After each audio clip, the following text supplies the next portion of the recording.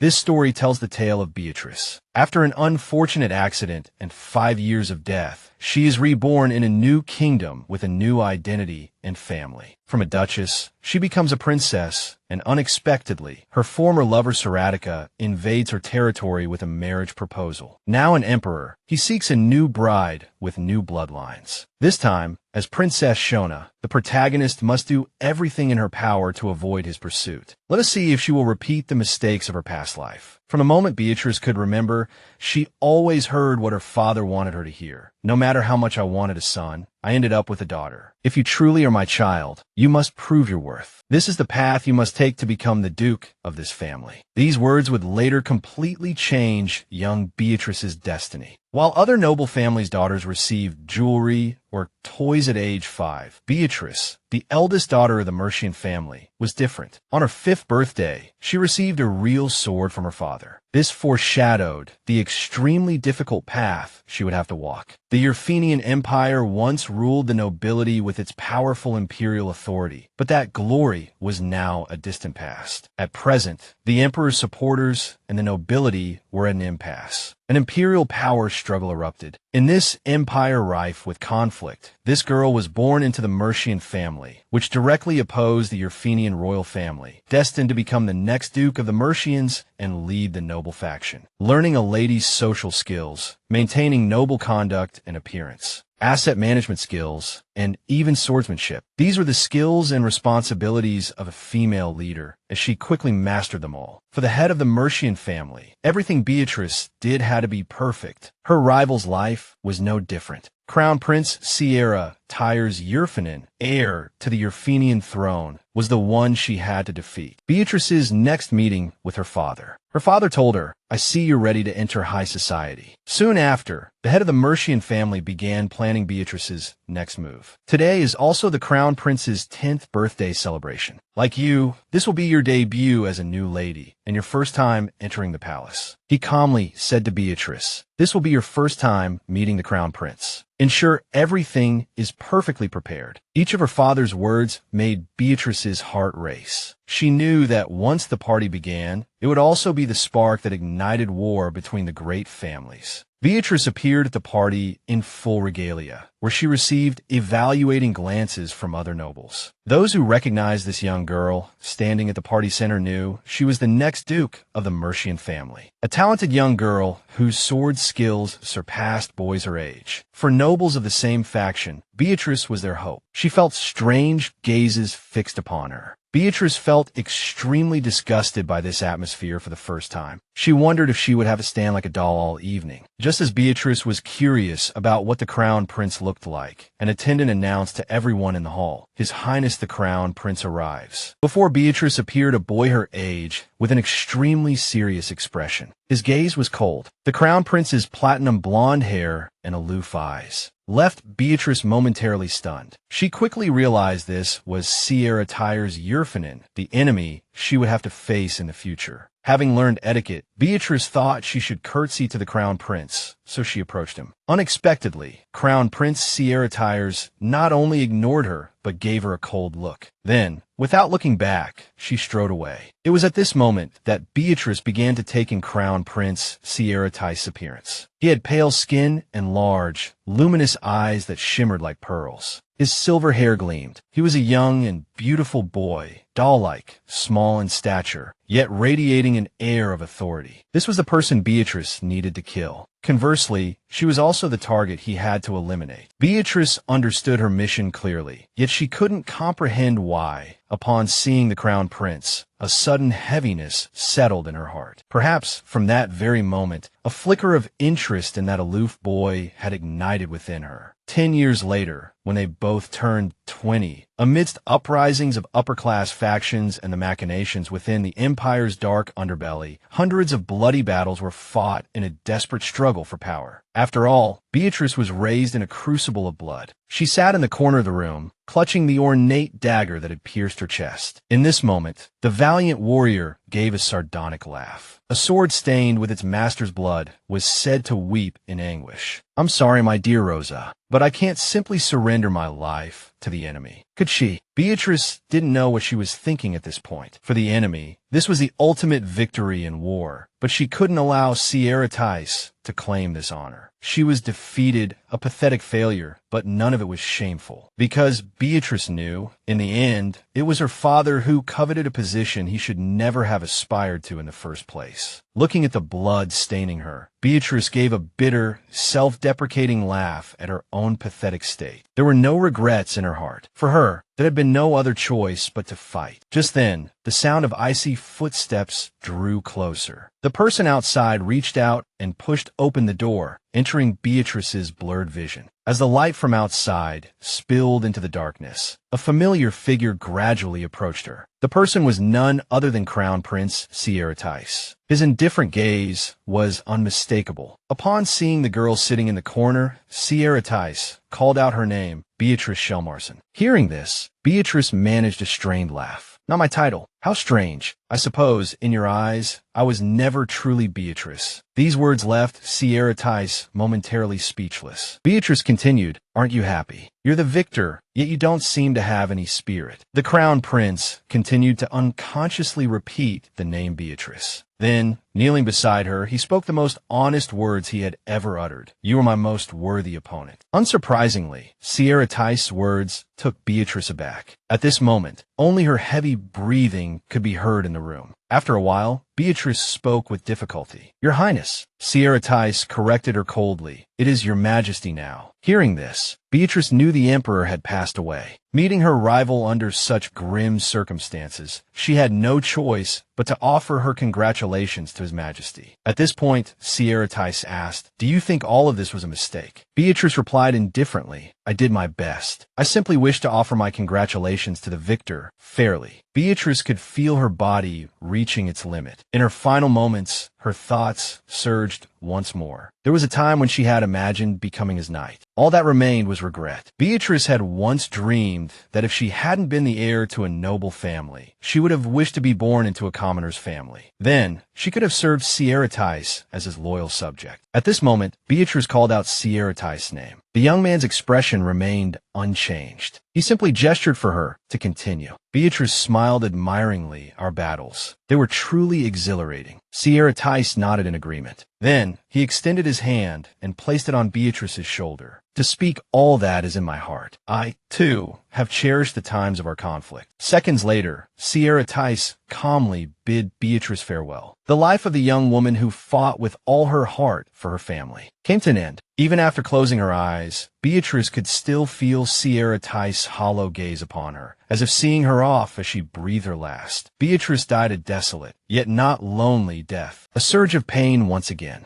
jolted the protagonist's consciousness awake. All she could hear was the voice of a young girl watching over her, saying, Princess, are you awake? Just as she was still trying to grasp what was happening, the young girl suddenly continued, His Majesty wishes to have breakfast with you. Beatrice was now fully conscious. Even so, she still couldn't understand how she could be aware of her surroundings after death. Seeing the princess sit up, the maid by her side was overjoyed. At this moment, Beatrice still hadn't fully grasped what had happened to her. She truly didn't know what situation she was in, a flicker of doubt in her heart. She got out of bed and strode towards a mirror in front of her. When she saw her reflection in the mirror, Beatrice seemed too stunned to speak. The room she stood in was strikingly decorated and lovely, the objects within radiating an air of luxury. Beatrice gradually realized she was in a princess's chambers, and the face reflected in the mirror wasn't her own. Just then, the maid at her side, seeing the princess standing there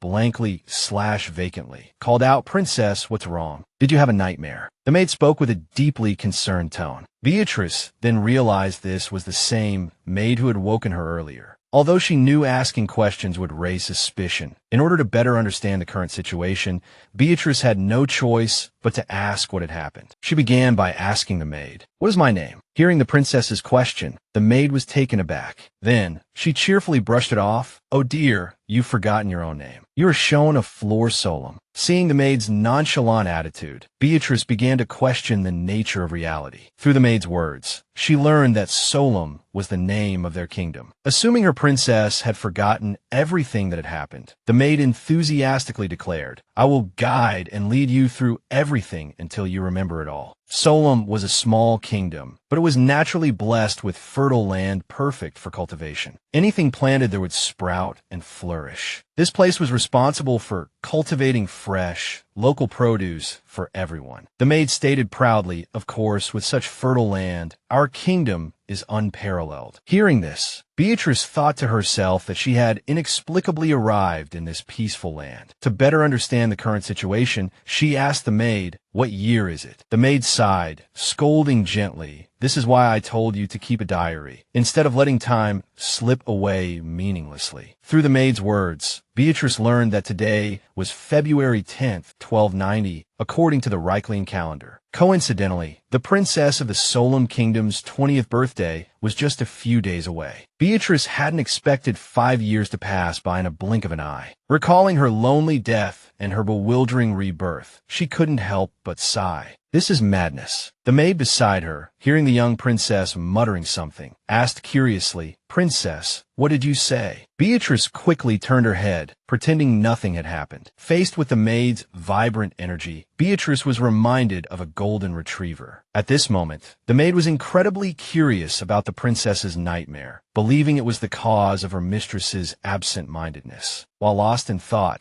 the maid seemed to realize something and asked with a puzzled expression, "Your Highness, since when have you become so calm?" Faced with the maid's attitude, Beatrice pondered carefully. The protagonist thought that Princess Shona was usually this naive, so the maid hadn't become suspicious of her previous questions. Just as she was about to respond, the maid suddenly blurted out. The girl clutched her head painfully and said to Beatrice, "I came to convey that His Majesty wishes to have lunch with you, but I completely forgot." While speaking, the maid hurried Beatrice to prepare. The maid quickly brushed the princess's hair and selected clothes for her, as usual, while Beatrice contemplated what had happened to her. She never expected that after her life had ended, she would have a chance to be reborn, and moreover, reborn in the body of a princess. In a small kingdom, a very gentle and elegant girl. At this moment, what concerned Beatrice most was how these delicate arms could properly hold her sword Rosa. In the magnificent palace, Beatrice gazed out the window, lost in thought. She could feel the warm atmosphere surrounding her. Deep inside, she had never known such things existed. Looking at the beautiful scenery outside, Beatrice unconsciously thought of someone, Saratica. She had always had a special interest in that boy. The noble factions had collapsed 5 years ago, so she guessed the world was now in his hands. From the moment Beatrice woke up in this place, she could only think of Saratica, that boy who might never know she had returned. Shortly after, Beatrice was escorted to the dining room. At this moment, she felt confused. Deceiving innocent maids like Lily was possible, but the Shona family was another matter. Beatrice couldn't guess how long she could hide her identity. Upon entering the dining room, the Emperor of the Solemn Kingdom smiled kindly and said, "Shona, our lovely girl, you're late." The other's attitude exceeded Beatrice's expectations. Before she could recover, the noble lady beside him added, "Shona still likes to sleep in. She's still a child." Then the red-haired girl said with a dissatisfied expression, "If you're late again, there won't be any soup left." Others echoed the previous comments. Their casual attitude left Beatrice incredulous. She doubted whether this was truly the Solemn royal family, as they felt more like a group of warm and friendly farmers. Nevertheless, Beatrice told herself not to be too vigilant, as they might just be pretending to be kind. After bowing her head to apologize for being late, she pulled out her chair and sat in her place. At this time, one of Shona's sisters spoke up. "Now that you're here, let's continue our previous topic." Looking at her, seeing the serious expression, Beatrice was a bit worried, thinking the upcoming topic would be related to politics. Unexpectedly, her sister's next words caught her off guard. The red-haired girl announced to everyone, "I am this year's tomato queen." While Beatrice was still trying to understand what was happening, another sister said reluctantly, "No, I am the potato queen." These words were immediately met with opposition. This situation made it difficult for Beatrice to fit in. She had thought the royal family would have everyone sit far apart and be trained to always control their emotions. The food on the table wasn't elaborate either, just tomato soup and cream pasta. Very simple. Beatrice had never seen a royal dining table like this. Suddenly, something seemed to occur to her. She realized there probably weren't any real tomato queens or potato queens at all. There were no sisters vying for the throne, and her parents were still happily and warmly together. Perhaps she was still in a coma, her soul having left her body, or maybe she was being toyed with by the spirits who were supposed to guide her to the afterlife. Seeing her daughter lost in thought, the Queen of Solemn asked with concern, "Schwamble, why are you so quiet? Aren't you hungry?" Before Beatrice could answer, the king spoke up. "Our youngest daughter has grown up overnight, become so noble and cautious, but still our beautiful girl." Beatrice felt a little uncomfortable with everyone's enthusiastic attitude. For the time being, she decided to maintain an impassive expression to deceive those around her. She immediately spoke in a cold tone, "I have matured." The moment the words left her mouth, Beatrice startled herself. She couldn't believe Princess Schwamble possessed such a childish voice. Just as Beatrice suspected, upon hearing these words, her 3 older sisters laughed and teased. "You'll never mature, not in a million years, little squirt." After saying that, they mentioned Schwamble being the Peach Queen last year. This piece of information surprised Beatrice. Subconsciously, she asked again, "I was what?" When she received confirmation from her eldest sister, Beatrice vaguely guessed the main reason stemmed from her hair. The other 2 sisters continued chattering, telling Beatrice, who was currently inhabiting Schwamble's form, that last year her makeup accentuated her rosy cheeks, making it impossible for the judges to tear their eyes away from her. Seeing their daughter still unresponsive after hearing this, the king and queen mistakenly thought their daughter was shy.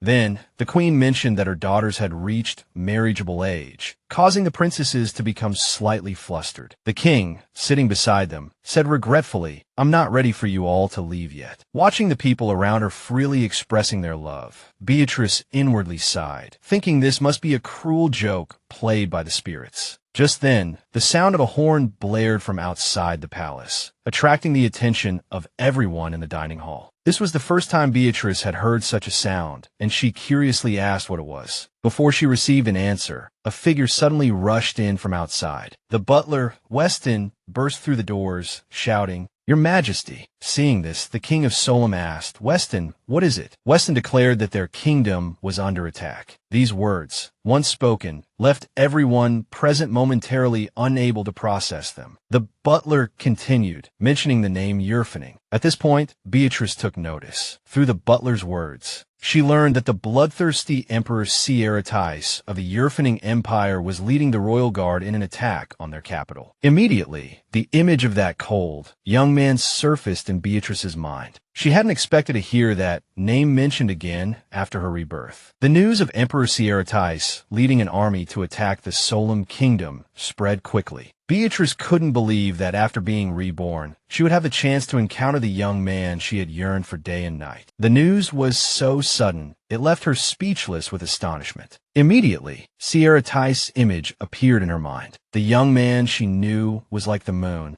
emitting a gentle and tranquil light. A dangerous figure with an impassive face, making it impossible to discern his thoughts. This young man always displayed a gentle light, yet sharp enough that she had to conceal the admiration surging within her heart. He was also the greatest enemy of her life. Beatrice couldn't understand what could have happened in the past 5 years to make someone like Saratica invade a small kingdom without a declaration of war. It was completely unlike the behavior she knew of him. At this moment, Weston, the butler, asked worriedly, "Your Majesty, what should we do?" The King of Solemn pondered for a moment. Then, as if nothing were amiss, smiled and said, "I knew this day would come, but I didn't expect it to be Yurfaning." The king's reaction startled Beatrice for a moment. Even the queen, upon hearing the news, didn't show any fear. Faced with the news of a powerful force invading their kingdom, the 2 rulers of Solemn were conversing with remarkable calmness. The king even said enthusiastically, "I feel quite popular," which prompted the queen to gently remind him, "Dear, I don't think this is the appropriate time to say that." The eldest sister sighed in regret. "So, there won't be a vegetable queen competition this year." This news caused the other 2 sisters to erupt in outrage. That's a 200-year-old tradition. This is a national disgrace. Beatrice couldn't believe that after hearing their kingdom was about to be invaded, their primary concern was a minor vegetable queen competition. On the contrary, they seemed unconcerned about the potential loss of their power. The conversation, fueled by this new topic, became even more animated, making Beatrice feel like an outsider. As a warrior born into a ducal family, She believed the natural reaction at this time should be one of trepidation. Yet, faced with the threat of death, they remained remarkably calm, as if nothing were happening. Unable to contain her curiosity, Beatrice asked, "Aren't you afraid that this war will lead to our complete annihilation?" She said in a very serious tone, causing the king to sigh and comfort her. "Yurfaning is indeed a powerful nation, but don't worry, little one." After saying this, the king leisurely took a bite of mashed potatoes. The people here seemed to believe that while being invaded by a larger nation was unpleasant, they would remain unharmed. After all, 500 years of history was enough of a guarantee. At this point, Beatrice realized that while their long-lasting peace was indeed impressive,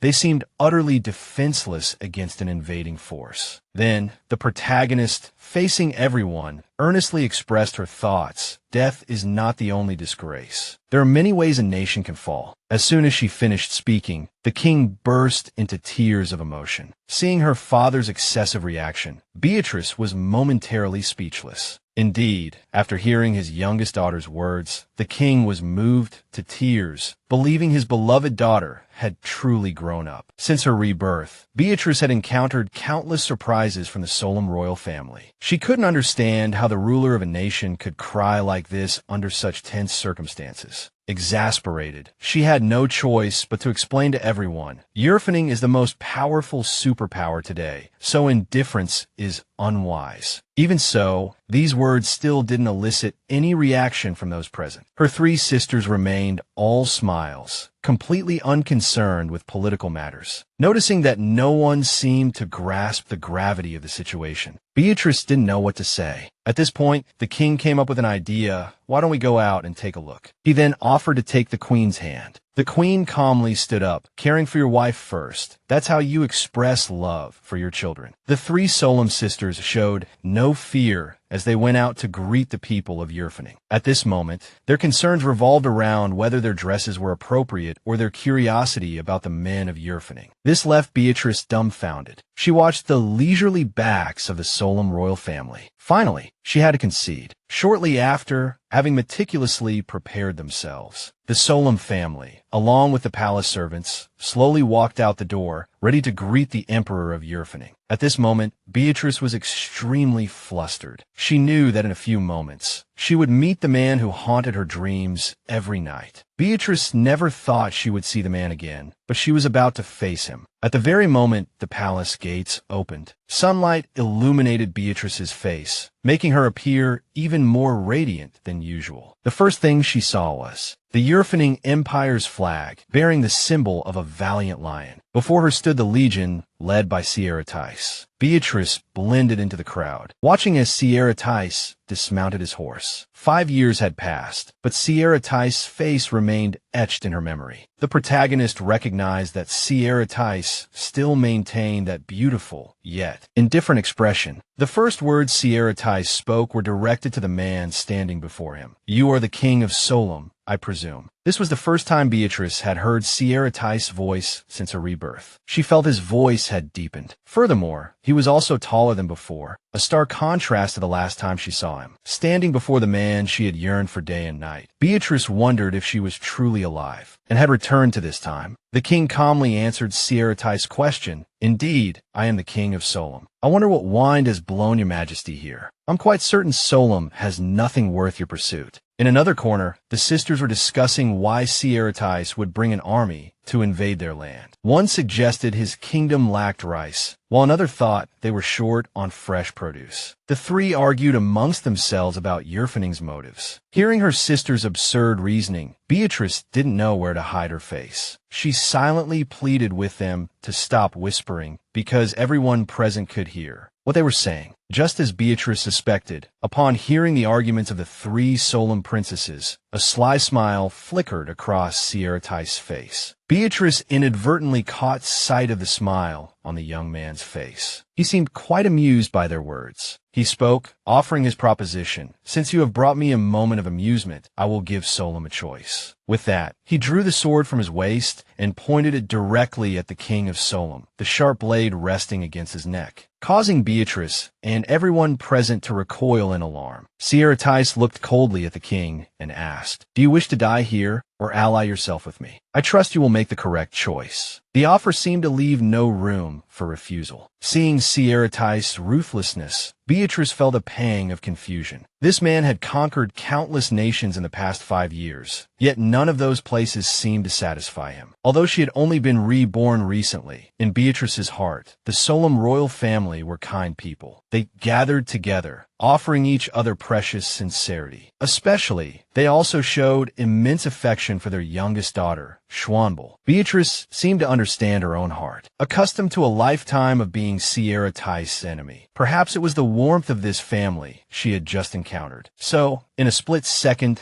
she instinctively stepped forward, rushing to shield those behind her with her own body. Seeing the girl blocking his view, Saratic quickly recognized her from her intense gaze as one of the 4 princesses of Solemn. He readily entertained the notion and spoke. "You must have much to say, I imagine." Beatrice, looking at Saratic with a determined gaze, replied, "Indeed, Your Majesty. Forgive me, but I have no interest in accepting your absurd proposition." Princess Shona's unexpected action left Saratic momentarily stunned. As expected, Saratic then fixed her with a murderous glare, gritting his teeth and saying, "How interesting." His demeanor sent shivers down Beatrice's spine. Even reborn, she was still deeply afraid of the young man before her. Saratic, standing tall, looked down at her with a chilling gaze and said, "It seems you do not yet know the meaning of fear. There is no other explanation for your recklessness." Despite her fear, Beatrice responded frankly, "Then I thank you for the enlightenment." The sword in Saratic's hand swiftly pointed towards Beatrice. He continued without hesitation, "I said you are reckless." Seeing this, the protagonist retorted defiantly, "I choose to take that as a compliment." The sharp blade flashed before Beatrice's neck. Saratic spoke with a warning tone. "It is often said that caution never regrets." Indeed, for a mere subject masquerading as a princess of a minor nation to dare stand before the emperor, blind recklessness will bring you no reward. These words gave Beatrice pause, but then she looked at him resolutely and asked, "Do you truly intend to kill us? If you were here to pillage, you would have slaughtered us all by now." After Beatrice spoke these words, Saratic's expression suddenly shifted. Knowing he was willing to listen, Beatrice calmly seized the opportunity to continue. "Your Majesty, your threats against an unarmed king only serve to demonstrate your own degradation. But I suspect you are already aware of this." Unexpectedly, Saratic didn't bare his fangs at the girl standing before him as he had before. His expression softened slightly. Next, Saratic uttered words Beatrice hadn't anticipated at all. He asked, "What is your name?" Just as Beatrice was about to subconsciously blurt out her real name, her 3 sisters suddenly rushed forward, thinking Saratic was bullying their younger sister. So, they angrily retorted on her behalf. "Her name is Shona. What do you intend to do with that information? Do you think just because you have a handsome face, you can just waltz in here and do as you please? Get that sword away from my sister." Beatrice, nestled in her sister's embrace, realized she had almost revealed her true identity to Saratic. The king, inevitably, also became angry. He loudly criticized the man, pointing a sword at his daughter. "Your actions resemble a thug more than an emperor. You dare point your sword at my daughter." The sisters chimed in, shouting at the soldiers, "Do you truly find this behavior acceptable? If you continue like this, I'll send you all back empty-handed." The Solemn royal family was no longer being polite to the Yurfaning invaders. They yelled loudly, demanding Saratic's soldiers lower their swords. Watching the chattering people before him, Saratic couldn't help but think of a flock of squawking chickens. As for Beatrice, after silently observing Saratic for a moment, she suddenly realized that although his expression remained unchanged, he might be inwardly flustered by the unfolding events. Even she had never seen such a united royal family. Realizing that all of this was caused by her, Beatrice helplessly told everyone she was fine. But the queen, still worried, asked with concern, "Dear,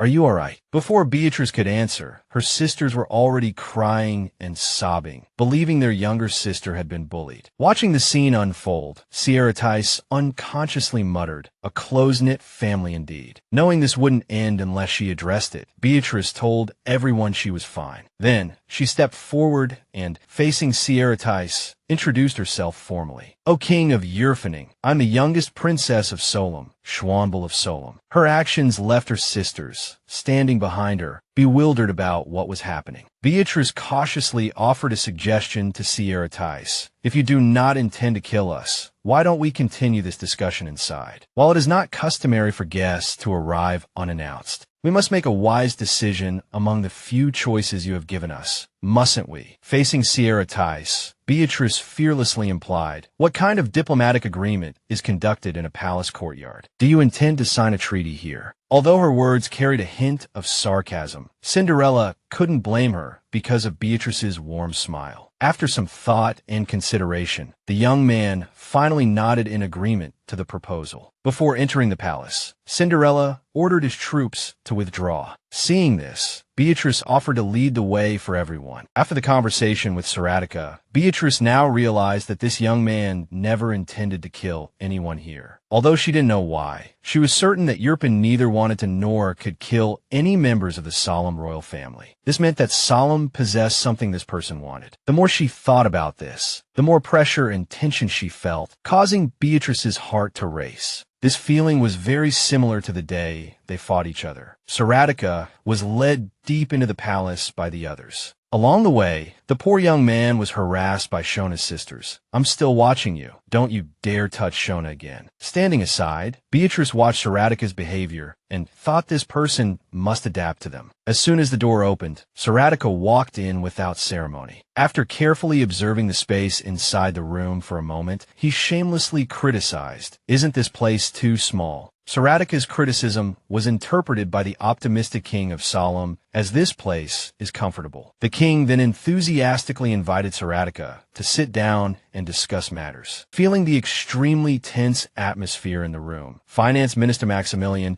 could only force himself to take deep breaths to continue existing in such an environment. His movement was immediately noticed by Beatrice. Closing her eyes, she could guess that even someone as cunning as Maxmillion would be nervous. The King of Solemn's first question to open the discussion was, "Why did you come all this way personally?" The king's question seemed to be Beatrice's question as well. She couldn't understand why someone like Saratica would be here. Although his face was too familiar to her, doubts about his behavior still remained. Inexplicable emotions kept surging in her mind, making her want to ask him how he had lived these past 5 years and how large the void she left during the war was. Nevertheless, given the current situation, Beatrice still couldn't ask these questions because she was now Princess Schwain of the Solemn Kingdom. Saratica said to the King of Solemn, "I have provided all the terms. Please read and make a decision." Then he gestured for Maxmillion to take out the contract. Maxmillion quickly produced the contract he had drafted earlier. These were the conditions set by Yurfaning. The King of Solemn took the contract and carefully read through the terms. Beatrice thought that agreements imposed by superpowers usually contained unfair terms that devoured the flesh and blood of small nations. Even after the agreement ends, would this country be able to maintain its current state? After living with the royal family for some time, Beatrice could feel that the people here were warm, kind, and full of vitality. If this agreement changed them, she would definitely be angry with Saratica.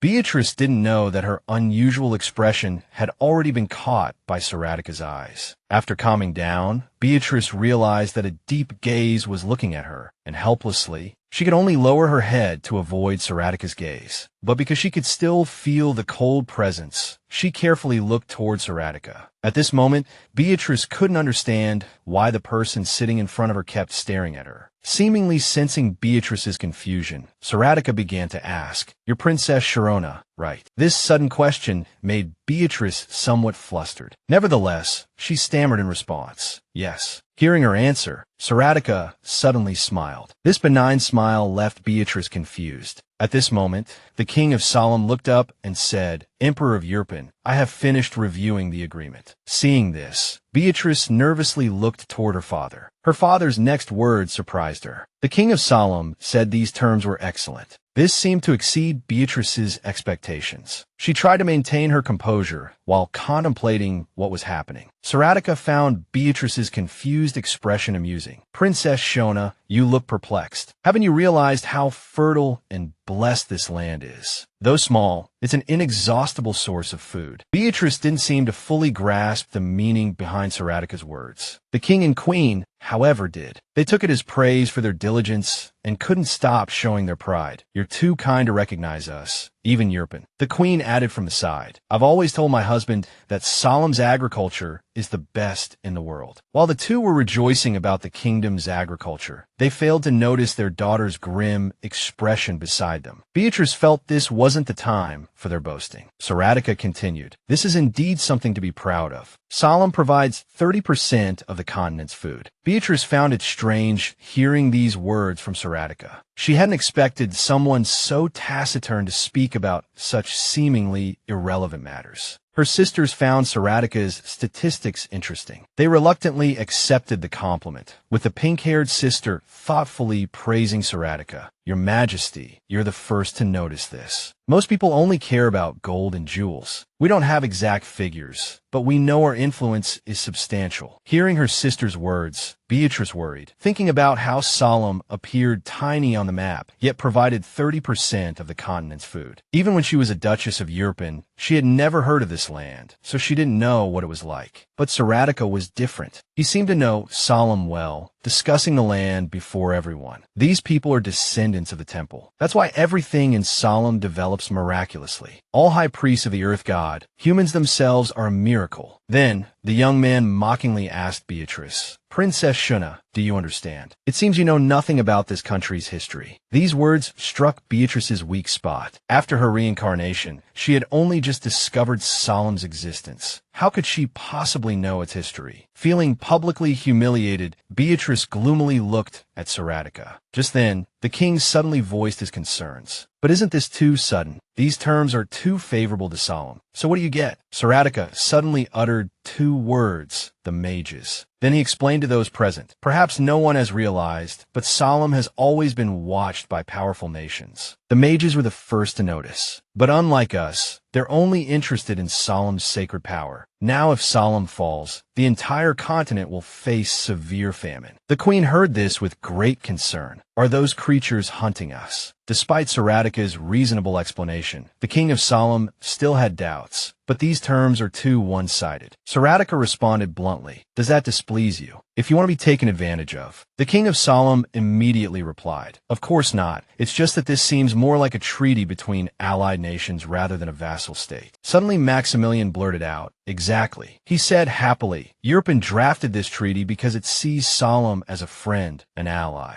Once you sign this treaty, your country will have Yurpan support for the next 20 years. As our first import nation, there would be a few necessary clauses, but to simply consider them as addendums." Maxmillion implied that these clauses wouldn't affect Solemn too much. His reasonable words swayed the king and queen. Seeing the two hadn't made up their minds, Saratica decided to speak. "What is there left to consider? As the Emperor of Yurfaning, I swear this nation will prosper." At this point, after listening to Saratica and Maxmillion, Beatrice realized the underlying issue. Solemn had suddenly become a political target for all nations. Small, yet incredibly wealthy. Yurfaning wanted to acquire Solemn by offering protection before any other nation could, thanks to their divine protection. In return for occupying the divinely blessed land, Yurfaning would pledge its support to Solemn. Beatrice knew all of this was Maxmillion's idea. She hadn't expected that old fox to be unchanged after 5 years. Unwilling to let this matter pass, she immediately spoke. "You seem a little too eager. I'm guessing the mages are moving faster than you anticipated." At first, Saratica seemed uncomfortable upon hearing these words. But when he realized the words came from the young Princess Schwanbel, he smiled and nodded in agreement with what she had just said. This made Beatrice feel like she was being toyed with. She couldn't understand why this man always found amusement in her words. Then, Saratica began to explain they don't care about Solemn's Solemn's food supply. They want to experiment with the divine power that defeated the gods, to bring chaos to this world through famine. Beatrice seemed unconvinced, and you think we'll believe you. How can we trust someone who invaded our nation and pointed a sword at us? Based on her understanding of Saratica, Beatrice cleverly questioned him about the clauses. What will you do if we suffer misfortune because of a hastily signed agreement at this very moment? Saratica responded with a knowing look, but she already knows I'm not lying. Beatrice couldn't believe her ears. She was utterly perplexed as to why Saratica knew she would believe him, especially since they had only met for the first time today. Suddenly, Saratica said, "Forgive my abrupt arrival earlier. We truly don't know what the next person will be like. But I can tell you, this is a mutually beneficial friendship treaty." Despite Saratica's words, Beatrice absolutely didn't trust him. Knowing this man better than anyone, she was certain he wanted something more, but she didn't know how to explain it to everyone. At this point, the king suddenly spoke, "I believe you. If we don't sign this treaty, we'll lose more. We'll sign it." The queen beside him also agreed with her husband's decision. The king of Solemn's next words were firm. "Only a fool wouldn't sign. This is too ideal a treaty. It's like I'm taking advantage of you." Hearing this, Saratica couldn't help but laugh. "Come to think of it, you're right. This treaty is too good for Solemn." Then, Saratica solemnly declared his decision. "Then I shall add a supplementary clause." Beatrice immediately tensed. She knew this was what Saratica truly desired. Soon enough, Saratica spoke. "As an emperor, I desire someone of soul and blood to become a member of a Yurfaning royal family." Saratica's expression was so serious as he said this that no one thought he was joking. "It seems I have 4 choices here." These words left everyone present stunned and speechless, including Beatrice and Maxmillion, the 2 people who knew Saratica well. Beatrice stared at Saratica, wondering what this mad emperor was talking about. Suddenly, her father, the king, abruptly stood up. His expression darkened as he sought to confirm Saratica's previous words. "Your Majesty, do you mean to take one of my daughters?" Saratica stood aside and replied, "That's right. These are all the conditions Yurfaning has set for you." Looking at her father, the king's expressionless face, Beatrice thought he would explode in anger next. Because Saratica came uninvited, threatened war, and even wanted to take away a daughter from the kingdom of Solemn. To Beatrice's surprise, things didn't turn out as she expected. The king and queen were very pleased, as they believed their daughter would marry the emperor, who would become their son-in-law. Beatrice's sisters were also excited, beginning to discuss who would become the empress of Yurfaning. One sister said she had already accepted Solemn's proposal, and if she left him, the public would surely gossip. Everyone was admiring the emperor's handsome appearance and continued their discussion, not noticing Beatrice's different expression. At this moment, Beatrice was extremely suspicious, feeling as if she was the only one who didn't understand the situation. Seeing the usually ice-cold Sarah smiling so happily today, she got goosebumps. She tried to calm herself down, believing that if she didn't control herself, someone might get married right away. Beatrice looked at Sarah and asked, "Shouldn't you be more cautious when making such an important decision?" Hearing this, Saratica glanced at the solemn royal family members and said, "It seems no one has any objections, or am I wrong?" As Saratica said, currently, except for Beatrice, all members of the solemn royal family were happy about this news. Just then, Saratica suddenly made an even more shocking decision. "After consideration, I realized I will choose a daughter to spend the rest of my life with. May I make the decision after observing for a month?" Then, without waiting for everyone's reaction, Saratica announced to all, "I plan to stay in Solemn for a month. I intend to get to know each of you well." As he spoke, Saratica looked at Beatrice, making her feel uncomfortable. No one seemed to understand why Saratica would make such a bold decision. Today, the entire palace was unusually busy due to the young emperor's presence. Watching each of the emperor's items being moved in, Beatrice felt somewhat surreal. Just then, Saratica appeared, wanted to talk with her. "You still look lost in thought, Princess Shona." Beatrice was startled by Saratica's appearance. Just a few hours ago, Beatrice had a difficult conversation with Saratica. She asked critically, "Why must it be the solemn royal family? You clearly have better choices." Saratica then spoke,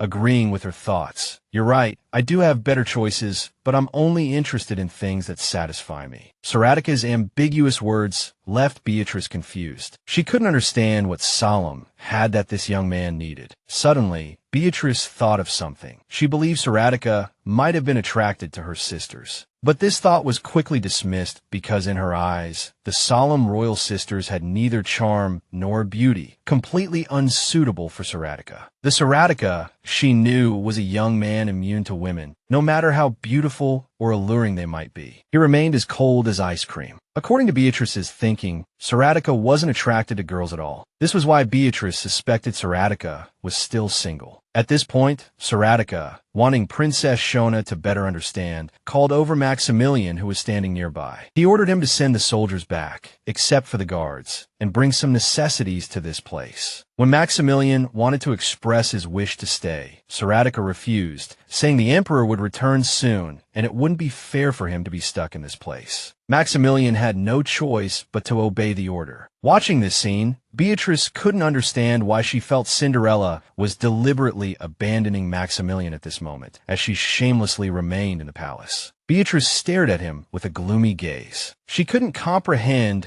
why this legitimate emperor would stay in a foreign country to search for an empress without notifying anyone. Suddenly, Beatrice had to withdraw her unfriendly gaze due to Saratica's words. "If you keep looking at me like that, I'll assume you have something to say to me." Helpless Beatrice, in her role as Shona, had to speak up to diffuse the earlier tension. Is it really okay for the emperor to be away from the empire for so long? Suddenly, Saratica smiled. Solemn is worried about Yurfaning. These meaningful words made Beatrice tense up. She didn't want to cross any boundaries with the young man before her. Without waiting for Beatrice's response, Saratica assured, "Don't worry about that. A month means nothing to Yurfaning. They're a powerful empire." It wasn't clear whether Saratica was speaking to Beatrice or Princess Shona. He was simply expressing that he had accomplished what needed to be done. Beatrice knew that Saratica's faith in his empire also reflected his power. Everything had changed since the two stood on opposing sides in the past. To ensure that opposing forces couldn't maintain their monopoly over the royal territory, he had to grow stronger himself. Beatrice had always wanted to meet him. In her heart, Cinderella was an emperor worthy of respect. Thinking back on past events, she felt a lump in her throat. At this moment, the steward came to inform Cinderella that they had moved his luggage to the guest room. Seeing the prepared room, Cinderella bluntly criticized, "This room is smaller than my nostril." Suddenly, Cinderella called out Princess Shona's name. The young man expressed his gratitude for her concern. Then he turned and left. Beatrice was left standing there, looking unsightly. Now Yurfaning was like a garden full of flowers. That prosperity was bought with the blood and bones of countless nobles, including Beatrice. There was one thing she could be certain of. When remembering the past, she wasn't angry at all, even though Saratica himself had once pushed her toward death. But power was something Beatrice could understand, because in the past, she came from a messy ducal family. Love-hate relationships created the strongest connections, gradually settling into emotions she herself couldn't understand. That feeling was now even greater than she had imagined. Back in her room, Beatrice encountered another challenge. Lily looked at her with pleading eyes, asking her to go on a date. Through the maid's words, she learned that the emperor wanted to date and spend time with each princess. What made Beatrice most desperate was that she, in her role as Shona, must also participate. This news seemed unbearable to her. She had just said she didn't hate the young man, but that didn't mean she wanted to date him. Beatrice tried to salvage the situation by asking Lily if her parents had approved of this. Lily said it was the king's idea. Hearing this, Beatrice felt she was going mad, but then thought that surely Saratica wouldn't choose her. Just thinking about going to church with that person gave Beatrice goosebumps. Seeing the princess wailing, Lily asked worriedly, "Princess, what's wrong?" The innocent Lily thought the princess was concerned about what to wear on the date. Time flew by, and 3 days had passed since Saratica made the decision to search for an empress. Beatrice stood at a high point, watching her sister's date with him, feeling somewhat speechless. After staying in the Solemn kingdom for a while,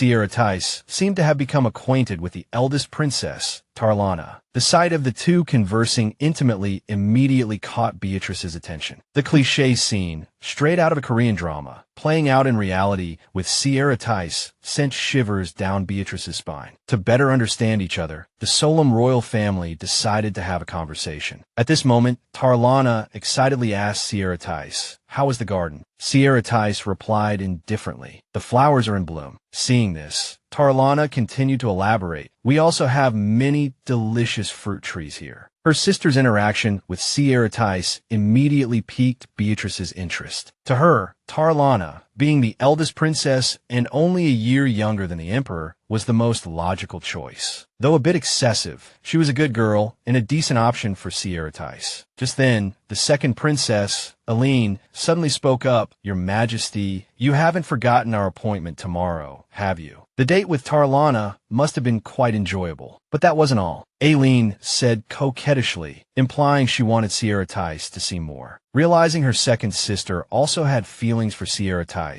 Beatrice was speechless. Just 2 days ago, she was still chattering about her engagement to Solemn. Aline resembled a cat, exuding a natural cuteness. Her only flaw was her inability to read people's minds. Seeing her two sisters conversing with the emperor, the third princess, Tiabel, didn't forget to join the conversation. "Then I'll take him to the lake." Then she turned to Saratica and asked excitedly, "Your Majesty, how about the lake? We can row a flower boat. Just thinking about it is so pleasant." To Beatrice, Tiabel was the most beautiful of the princesses and also had a lively personality. Therefore, her only flaw was being too talkative. Seeing their daughter so enthusiastic towards the Emperor of Yurfaning, the king and queen were incredibly proud. Suddenly, Beatrice realized that the princesses were only about a year apart in age. She couldn't believe the queen's petite frame had managed to bear 4 children consecutively. At this point, she truly believed what people said about the Solemn people being the high priests of the earth god. Beatrice wondered if fertile here didn't just refer to the land. The more she thought about it, the more fascinated she became with this country. Suddenly, the protagonist felt the atmosphere grow quiet. It turned out her 3 sisters were all staring at her. Tarlana spoke first. "Why is our capricious Shona being so antisocial today?" Tiabel quickly answered for her. "Is she angry because we didn't include her in the conversation?" Eileen's next words made Beatrice want to crawl into a hole. "Could it be that the emperor is making you nervous?" Beatrice never thought these innocent people would say such a thing. In truth, she was only concerned about her sisters comfortably dating Saratica. She didn't want to be sold off in a political marriage. Seemingly sensing the young princess's attitude towards him, Saratica sat coldly to the side. "It seems the youngest princess doesn't like me at all." Faced with these words, Beatrice didn't retort. She deliberately avoided his gaze, seemingly agreeing with the statement. Just when she thought the conversation was over, Tarlana suddenly said excitedly, "How can you say that? In this world, no girl would refuse someone as beautiful as you." Aline added, "Shona is just a little shy." Knowing she couldn't rely on her carefree and naive sisters, Beatrice sighed helplessly and explained,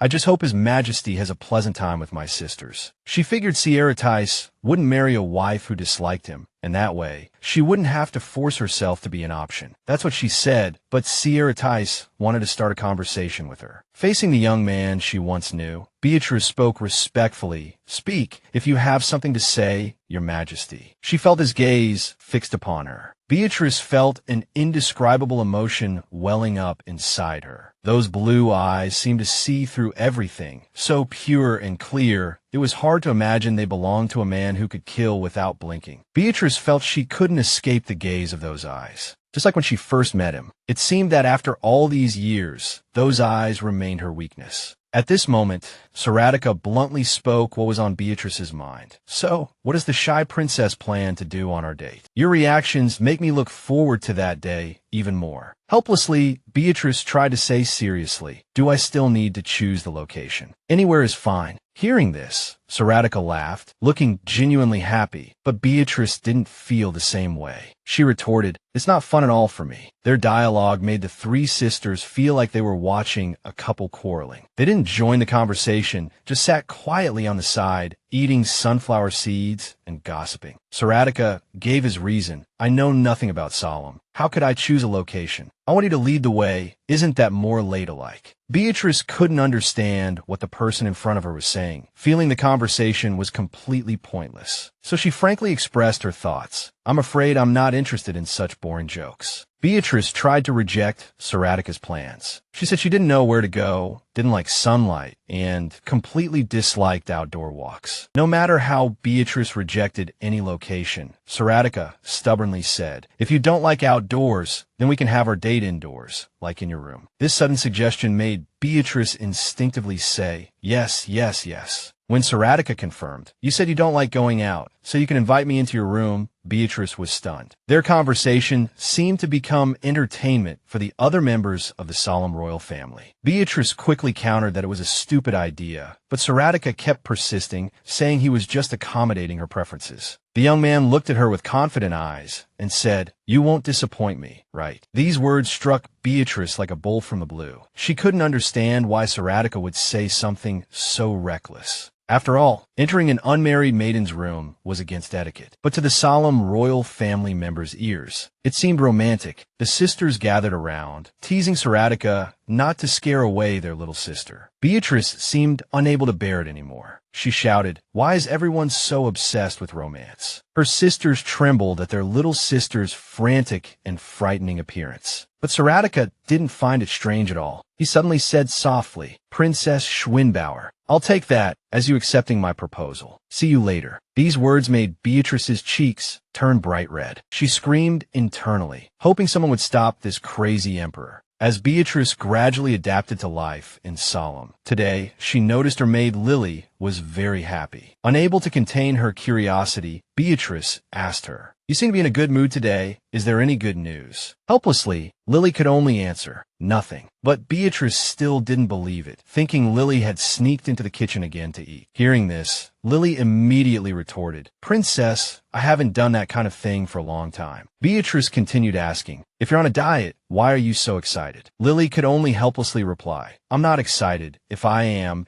it might be because those tulips are so beautiful." Seeing that the other person was changing the subject, Beatrice seriously reminded Lily, "Don't change the subject." Although she admitted that today's tulips were indeed beautiful, she had never seen tulips of such colors before. According to Sarah, everyone here was a priest, which was why Solomon was such fertile land. Remembering Sarah's mention that everyone here was a priest of the earth god, Beatrice couldn't help but wonder if Lily was also a priestess. Beatrice decided to ask Lily, "Is it true that everyone here has gardening skills?" The term gardening skills confused Lily somewhat. Seeing that the other person had never heard of the term gardening skills, Beatrice couldn't help but feel confused. She explained further, "I mean, the vegetables and fruits here can sprout without human assistance." Lily was surprised to hear this. How is that possible? All plants here need people plant them to grow. Regarding the princess's question, Lily naively thought the princess was joking, because most people in the Solomon kingdom knew this. Realizing that people here had never seen trees wither, Beatrice truly believed the fact that everyone here was blessed by the earth god. Even without military power, they had established a long history without suffering invasion from neighboring countries. Even while providing 30% of the continent's food production, this kingdom remained without chaos, thanks to their humble nature. Thinking about this, Beatrice secretly speculated whether this meant she also possessed the earth god's power. Although not the original soul, she still possessed Shona's body, so it was possible. Lily felt very strange at this moment, because her princess had never joked like this before. Suddenly, she shyly said she had to leave for something today. Beatrice suddenly called out to stop her. The protagonist looked at the other person with a gloomy gaze. "Are you ready to tell me why you're so excited? Stop changing the subject." Lily seemed to have succumbed to the princess's pressure. "You become very clever these days." Beatrice smiled, indicating she was ready to listen. Lily said that Princess Aaron and His Majesty went to the market today. Hearing this, Beatrice was surprised. She hadn't expected Aaron would take Saratica to such a place. Lily said it was to show him various vegetables and fruits. Beatrice didn't know whether to call her sister's innocence cute or foolish. She really wondered if anyone had ever tried to seduce a man with produce like Aaron did. Lily said His Majesty bought a bunch of wildflowers. Imagining Saratica holding a bunch of wildflowers, Beatrice got goosebumps again. In all her years, she had never encountered anything like this. Only Lily still didn't know Saratica's preferences, so she found it particularly amusing that Yurpan's terrifying emperor was a flower enthusiast. At this point, Lily looked extremely happy and said, "Thinking that such a person will be the princess's future son-in-law." All the maids are going crazy with joy.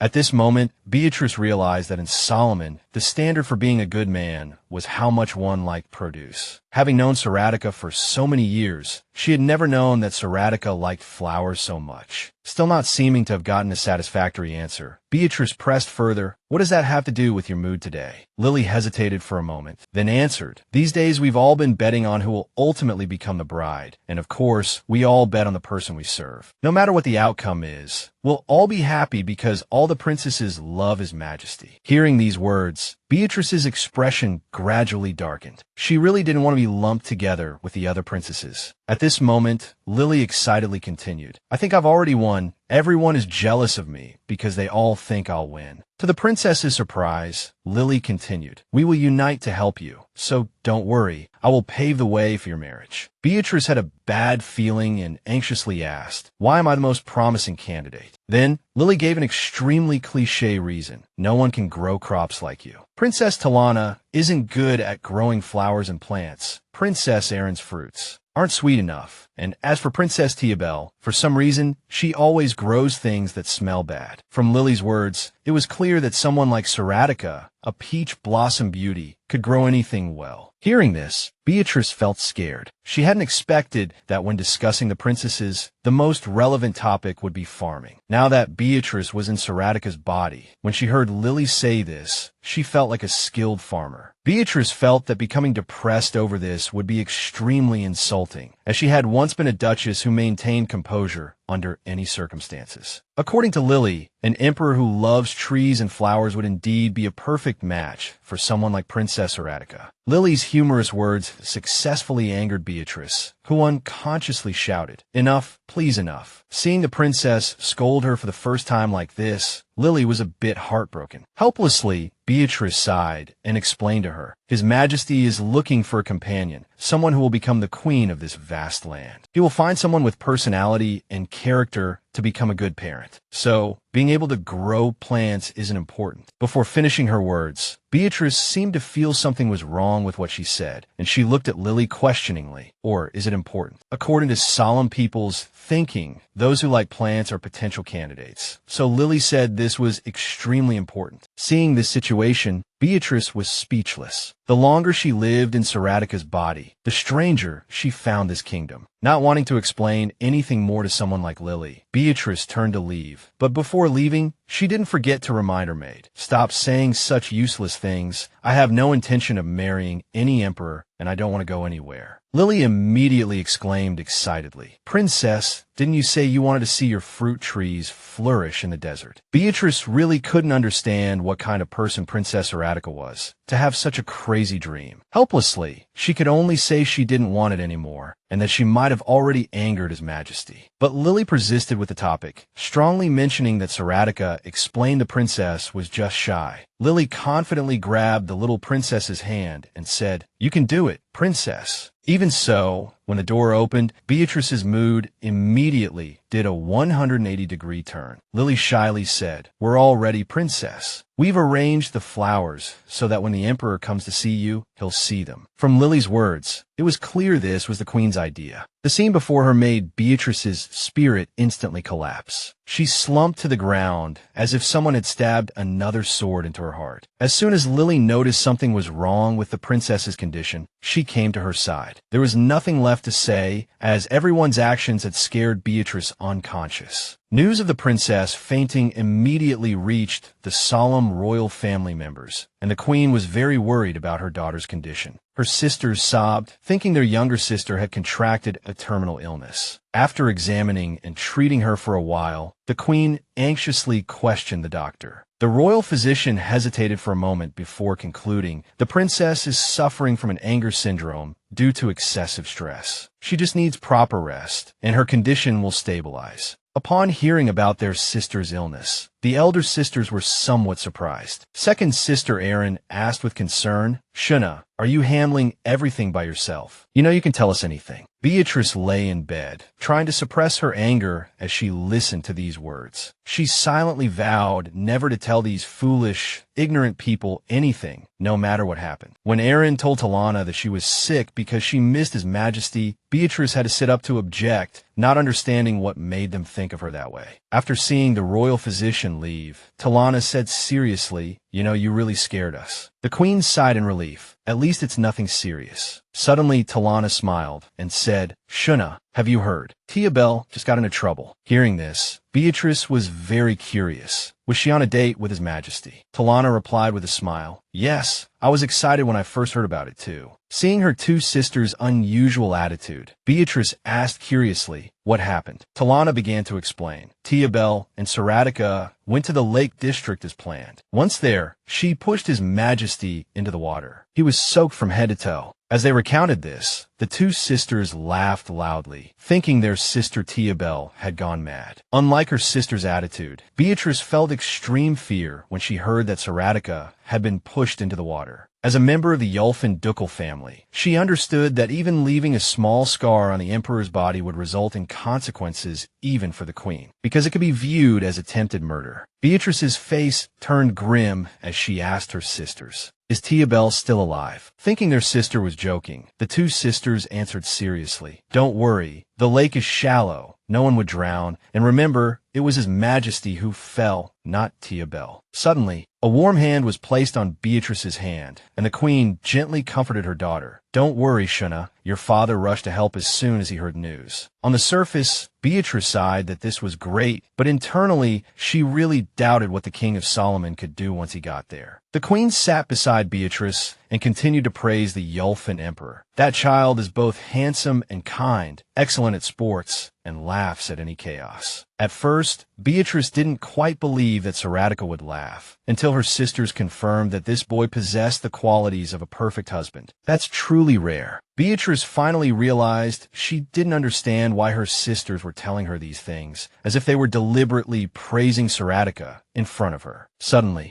Beatrice seemed to realize something. She became aware that the people here were trying to match her with Saratica. At this moment, the queen checked her daughter's temperature with her hand. This warm gesture made Beatrice, who had lived in solitude since childhood, feel embarrassed. The queen asked worriedly, "Dear, are you all right? You don't look well." Talana and Aaron also asked concernedly from the side, "Shona, do you need anything? Are you hungry? Should I get you your favorite fruit smoothie or fresh peaches?" Looking at these people who were worried about her, Beatrice felt warmth for the first time in her life. Even so, she still felt extremely sad because all this care and comfort was meant for Princess Shona, not for her. She wondered if it was right to continue accepting everything from them when they didn't even know who she was. Seeing her daughter deep in thought, the queen spoke, "Shona, you know you can tell mother anything." Beatrice knew that one day she would have to tell them the truth. Faced with the concern from the Solomon family members, she decided to reveal the truth now. But life is not a dream. Just as Beatrice was about to speak, hurried footsteps suddenly came from outside the door. Upon hearing about his daughter's fainting, the King of Solomon had rushed here. The queen was utterly shocked to see her husband appear. The King of Solomon looked as if he had just crawled out of a garbage heap, but he didn't care about that. He was only concerned about his youngest daughter's fainting spell. Beatrice, knowing her father's worry, could only say, "Father, I'm fine." Even so, the King of Solomon said through tears, "I knew you weren't eating enough. I told you to have 3 meals a day." To maintain their father's dignity in front of the children, the queen had to help her husband wipe his nose. The 3 princesses, seeing their father in such a miserable state for the first time, were somewhat frightened. Suddenly, Talana seemed to remember something and exclaimed, "I remember father went to see His Majesty." "Did you help His Majesty?" Faced with his daughter's question, the King of Solomon evaded the answer, unwilling to respond. The 3 princesses sensed something was wrong and exchanged confused glances. A few seconds later, they were stunned to see a tall figure walk in from outside. The dignified Emperor Yelfin was now in an extremely awkward situation, completely soaked like a drowned cat. Evidently, when the King of Solomon heard about the princess's condition, he had abandoned everything, including Hilra, and rushed here. At that moment, Tia Bell rushed in from outside, worried about Trey,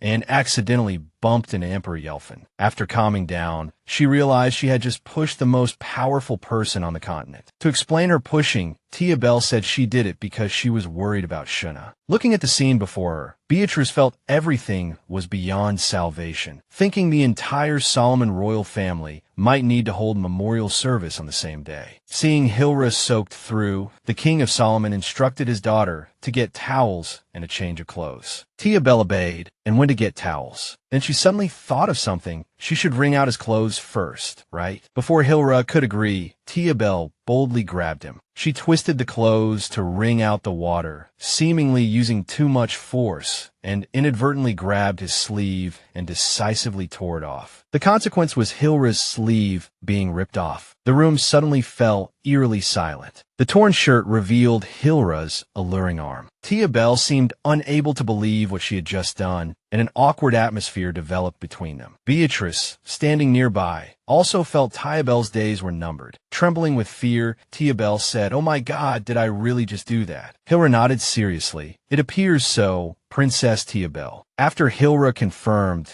that she had indeed torn the Emperor's shirt, Tia Bell stared in disbelief at her hands that had just committed the deed. To save their sister, Talana and Aaron quickly stepped forward, awkwardly explaining, "How did it tear like that?" "Oh my, perhaps the fabric was too thin." The king and queen were also at a loss for words, shocked by the scene before them. Suddenly, Lily rushed in from outside, bringing a towel for Hilra. Upon seeing his condition, she couldn't help but exclaim, "Oh my God, what happened to your clothes?" Lily, oblivious to what had transpired, just kept talking. "This fabric is impossible to be pulled or cut. How did you rip the Amelita fabric?" The maid, not noticing Tia Bell's pained expression, successfully landed a blow on Aileen with her words, as she had previously commented on the fabric's thinness. Lily innocently praised Catherine for being strong, saying the princess was lucky to have such a person, completely unaware of Beatrice's increasingly grim expression as she spoke. Suddenly, Sierra Tice burst out laughing. Then he laughed even harder, the amusement seemingly stemming from Princess Schwanbel. Still chuckling, Sierra Tice remarked, "This strength is also thanks to the Earth God, right? This is too funny. You're cracking me up." Beatrice couldn't believe that one day she would see Sierra Tice so relaxed and unrestrained by etiquette. Sierra Tice's strange attitude also surprised the other three princesses. They even thought the Yurfaning emperor was possessed. Watching Sierra Tice joke with the other princesses, Beatrice couldn't help but recall certain events. It was 10 years ago in Yurfaning, at Sierra Tice's birthday banquet. Beatrice stood up cheerfully and offered her congratulations. "Happy 15th birthday, Your Highness. I have prepared these December roses as my congratulations. They were the Queen's favorite flowers." At that time, Sierra Tice's expression remained unchanged. The others discussed heatedly, unable to understand why Beatrice would give the crown prince such a gift, especially since December was also the month of the queen's death. This led them to believe she was poking at the crown prince's sore spot. But unexpectedly, Sierra Tice didn't show any signs of anger. On the contrary, he praised it as a wonderful gift. After respectfully presenting her gift to the crown prince, Beatrice quickly realized that this also didn't faze the boy in front of her in the slightest. Regardless of whether her gift was meant to point out the royal budget deficit and disrespect towards the deceased queen, he maintained a calm and patient demeanor, looking down at her as if he had been observing her every move. A solemn individual who didn't reveal his emotions to anyone. Yet now he was gobbling down oat biscuits in front of the youngest princess of Solemn. To ease the quiet atmosphere, Beatrice decided to speak. "You seem to enjoy these biscuits quite a bit," Sierra Tice said. "No ingredients can make these biscuits taste as good as they do here. Much better than what I usually eat in Yurfaning." Even after being reborn, Beatrice still couldn't figure out what could have turned Sierra Tice, a man who exuded an aura of death, into such an approachable boy. Sometimes she doubted he was even the same person. Such thoughts constantly occupied Beatrice's mind, causing her long-term stress. She thought that if those stiff Yurfaning people saw Sierra Tice coming to her room of his own accord, they might faint at the sight. Suddenly, Sierra Tice remarked, "Worry is written all over your face." Beatrice, still smiling cheerfully on the surface, inwardly grumbled about who was to blame for her current state. At this moment, Sierra Tice changed the subject. He sensed an exquisite fragrance in the room, so, in the guise of Schwanbull, he asked Beatrice, "Are roses your symbol?" Beatrice immediately and excitedly said she hadn't prepared those flowers. Sensing his disbelief, she swore as surely as a nail driven into wood. Saratica could only smile wryly and drop the subject. After enjoying a cup of tea, he let the matter go. He then asked Beatrice with a probing gaze, "Do you cherish your family?" This question left Beatrice quite perplexed, and she asked him in return, "Why do you ask?" Saratica explained that he could tell from the way she looked at the members of the Solemn family. Beatrice felt a strange, headache-inducing sensation during this conversation, as if a connection had been severed. She wondered if it was normal to view her family this way. Hearing this, Saratica also didn't want to continue the topic. But Beatrice was different. She sensed something incomprehensible about this person. Saratica calmly asked, "If we become family, would you view me the same way?" Faced with this somewhat unrealistic statement, Beatrice laughed and waved her hand, saying, "Not at all, Your Majesty. I think it's completely impossible for us to become family. It's just impossible." Suddenly, Saratica burst into laughter. "Never. That sounds harsh." Then, Saratica's gaze suddenly became profound. "Princess, I once had someone, an image I cannot erase or forget, like that name deeply engraved in my heart." Hearing this, Beatrice seemed to understand something. Before this strange princess, Saratica unhesitatingly expressed that that girl had once been a vital part of his life. From that person's hobbies, way of speaking, even her expressions and gait, he knew everything intimately. Hearing Saratica speak these words himself, Beatrice felt a hint of fear rise in her heart. For her, she and Saratica were in the same situation. She could recognize him just by his footsteps. By some twist of fate, Saratica said to Beatrice, "You're completely different from that person, but you remind me of her." The words that followed made Beatrice feel as if she had died again. Saratica said directly, "I feel like she's alive again." "Shona, do you believe in the existence of souls?" Saratica's question made Beatrice's heart race. Even she couldn't accept the fact of being reborn in someone else's body. So who could believe it? Beatrice convinced herself that Saratica didn't know who she was, and even if he did, she could deny it. The protagonist tried to stay calm, saying to the person before her, "I'm not sure. I don't think so." "Your Majesty, do you believe in soul illusions?" Saratica said nothing, just stared directly into Beatrice's eyes. Then, he called out the name Shona. Just that one call was enough to exhaust Beatrice, who existed in Shona's form. Saratica told her directly, "Your face looks like a baby's bottom." This strange statement left Beatrice frozen, unable to react. After a few seconds, she regained control of her brain and suddenly stood up, shouting, "What are you saying? Did you just say I look like a bottom?" Saratica nodded in confirmation. "That's right, a baby's bottom." Beatrice couldn't believe that in Saratica's eyes, she was a baby's bottom. Seeing her unpleasant expression, Saratica thought she didn't like being compared to a baby's bottom. So he corrected himself. "You're like a ripe, juicy peach. You're soft, gentle, fragile, like a peach unaffected by war, politics, or rebellion, living only in perfect harmony." That girl's life was completely opposite. When speaking of that girl, Saratica's eyes became sad. Saratica was an extremely cautious person. From the first time he met Princess Shona,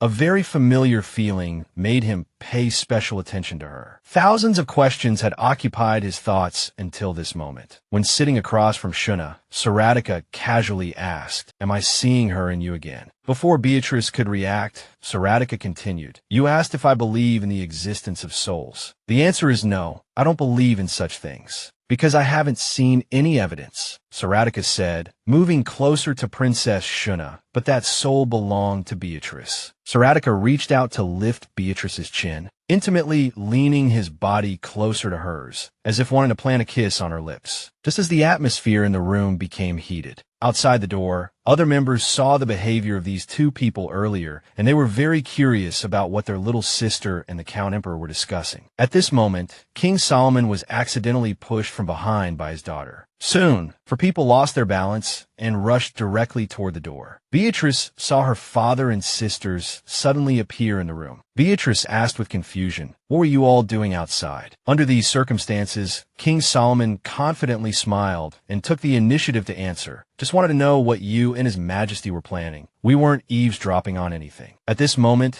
Beatrice understood that these 4 people were hiding behind the door, eavesdropping. Tia Bell then dropped her awkward expression. She teasingly asked what Saratica and Beatrice were doing in the room. The 3 sisters believed that in great nations, people usually flirt directly, so they weren't embarrassed at all and cheered, encouraging the 2 to kiss. Their behavior made Beatrice very uncomfortable, as she seemed all too familiar with their ways. Nevertheless, Beatrice was grateful to them because, thanks to them, she successfully changed the subject. Hearing the conversation between his daughters, King Solomon angrily speculated about what the 2 had been doing in the room. At this moment, the queen suddenly appeared and said with a displeased expression, "I've been looking for you all. What are you doing here?" After speaking, the queen glared at her husband and instructed, "You should act more mature." Seeing her family in such chaos, Beatrice didn't know what to do. Shortly after, the queen took the king away as if picking up a cricket. Before leaving, she didn't forget to remind her other 3 daughters, "Don't disturb your sisters flirting either. Respect her privacy." Understanding their mother wanted to give the couple some space, the sisters happily showed their support, then teased Shona, "It's no fun at all. Why are you still so proper?" Witnessing the chaos of the Solomon family, Saratica sighed to Beatrice, "Your family is unique." Beatrice replied, "They mean well, so don't mind too much. They're just a bit nosy and like to interfere in others' business." Saratica smiled and said, "I know. If they didn't respect me, I wouldn't be this calm." Saratica seemed to understand the princess before him very well, and he unreservedly expressed his understanding of her. "They make you so happy you forget about time. I understand why someone as introverted as you would like them so much." Feeling these words weren't meant for Shona, Beatrice carefully avoided the topic. "I don't understand what you're saying. I'm tired today and need rest." Just as Beatrice was leaving, Saratica's spontaneous words made her freeze in place. "From the moment you stood before my sword." The atmosphere became unusually silent. When Saratica called out the princess's name Beatrice, it was even more chilling. The protagonist's heartbeat now reached its peak, and she tried to grab her dress to calm herself down. But this action was seen through by Saratica, who said, "You always hold your dress like that when you're nervous." As Saratica spoke, he held Beatrice's hand, wanting to comfort her. Then he described her current state. "You must be very nervous." Beatrice tried to convince herself not to turn around, not to let this boy see her face. Although she was confused, she managed to explain, "This is just a habit. I'm not who you say I am. My name is Shona Flora Solomon." Thinking she was being cautious, Saratica asked loudly, "Are you afraid I'll hurt you?" Without waiting for her answer, he comforted her saying, "I won't. Trust me, there's nothing to worry about." Beatrice couldn't speak. She tried to open her mouth to salvage the situation, but couldn't. Suddenly, Sarah directly took her arm and confessed frankly, 5 years ago, "Now you're the only one who makes me happy. Only you, Beatrice." These words sounded like a boy confessing to the girl he loves. Saratica continued caressing Beatrice's hand, reminiscing about the past. "We spent 10 years getting to know each other bit by bit. Of course I can recognize you." Feeling those bright, jewel-like eyes gazing at her again, Beatrice knew he wanted her to acknowledge her identity. Their war was long over. Saratica might have forgotten about the girl who once wanted to kill him. At this moment, Beatrice's heart was urging her to tell him that she wasn't the girl he was looking for. She seemed powerless in this situation. Just as Beatrice wanted to deny Saratica's words, what came out of her mouth was as firm as a nail. "You've become more skilled in these 5 years." This statement was tantamount to admitting to Saratica that she was indeed Beatrice. Even after all these years, she still let him have his way. This admission also meant that Beatrice gave Cinderella and herself a chance to be together. After the touching reunion, Beatrice didn't forget to ask Cinderella, "How did you know I wasn't Schwinza?" Cinderella replied, "I told you from the moment you rushed in front of my sword. Your gaze was too sharp. A princess couldn't possibly have such eyes." Hearing this, Beatrice was a bit incredulous. She hadn't expected Cinderella to recognize her from such a small gesture. Saratica continued, "There were many details combined that convinced me you were Beatrice. A person's way of walking and speaking can't change overnight, but I still think it was thanks to my keen intuition." After explaining, Saratica moved his lips, seeming to want to say something important. Facing Beatrice, he frankly confessed, "I don't know what you think, but I've missed you all this time." These words made Beatrice hardly believe her ears. Thinking Cinderella must have hit his head in battle to say such things, she asked concernedly, "Are you all right? Have you forgotten what our relationship is?" Beatrice directly pointed out their situation. "We are mortal enemies. We live to kill each other." Hearing Beatrice say this, Saratica showed understanding. "I understand why you would react this way, but I've been telling the truth. I really missed you." After saying this, he reached out his hand, gently touching Beatrice's shoulder. This gesture reminded her of the scene before her death. Back then, Saratica said goodbye, but now he was welcoming her back. His warm voice reminded her of the last words he said to her, "You filled my loneliness." Recalling the scene where Saratica just confessed that he missed her, Beatrice felt unusually happy for some reason. Suddenly, Saratica grabbed Beatrice and said seriously, "Beatrice, we have one more issue to resolve." Hearing this, Beatrice felt confused. What issue? Suddenly, Saratica blurted out 5 words. "Our marriage." Before Beatrice could react, Saratica held her hand and sincerely said, "Please be my queen." Compared to Saratica's enthusiasm, Beatrice felt everything had become crazy. "What are you doing?" Saratica said without any shame, "I'm proposing to you. You know, I'm willing to do anything to get what I want." At this moment, Beatrice realized that the boy before her was formally proposing to her. To stop all this, the protagonist tried to give Saratica other options, such as Tirana, Eileen, or even Tia Bell. But Saratica wouldn't compromise, saying he was only interested in her. Then, he revealed that she was the reason he added that clause. Hearing this, Beatrice found it hard to believe. "You did all this for me." Saratica nodded without hesitation. "Yes, this is for you, Beatrice." Without waiting for her refusal, Saratica seized the opportunity to place a kiss on the back of her hand. Seeing the young man before her still persistently trying to get close, Beatrice exclaimed emotionally, "Have you gone mad, Your Majesty? We've been killing each other. We're enemies. How can enemies get married?" Faced with such questioning, Saratica still calmly replied, "Why not?" Then he looked at Beatrice earnestly and said, "Do you still treat me as an enemy? Do you plan to kill me with that small body of yours? You're now Princess Solemn. You're no longer Messiah.